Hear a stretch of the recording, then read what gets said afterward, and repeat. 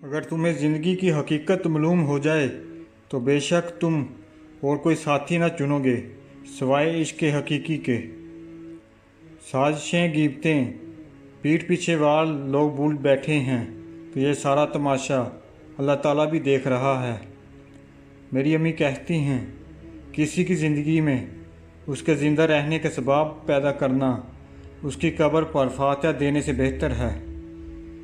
कभी कभी आप जिसको अपने साथ खड़े होने की जगह दे देते हैं वही आपको धक्का देकर नीचे गिराता है, लेकिन मायूस नहीं होना चाहिए क्योंकि आपकी अच्छाई के एवज़ कुदरत आपको पहले से अच्छी जगह अता कर देती है।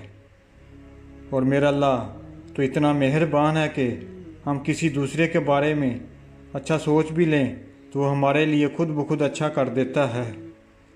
हर चीज़ को ज़िद से हासिल करने वाले जब हर चीज़ पर सब्र कर लें तो इससे बड़ी कोई अज़ियत नहीं होती। घटिया लोग भी सफ़ेद बालों की तरह होते हैं, एक निकाल दो और नए निकल आते हैं।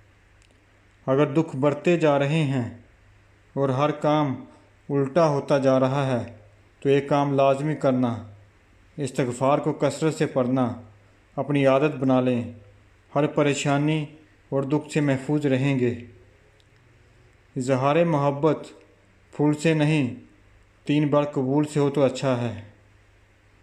बारगाह रब्बुल इज़्ज़त में दुआ गो हूँ अल्लाह पाक आपको अपनी रहमतों और बरकतों से मालामाल करे, रिज़्क़ में खैर व बरकत अता फरमाए और हमेशा अपनी हिफ्ज़ व अमान में रखे। आमीन।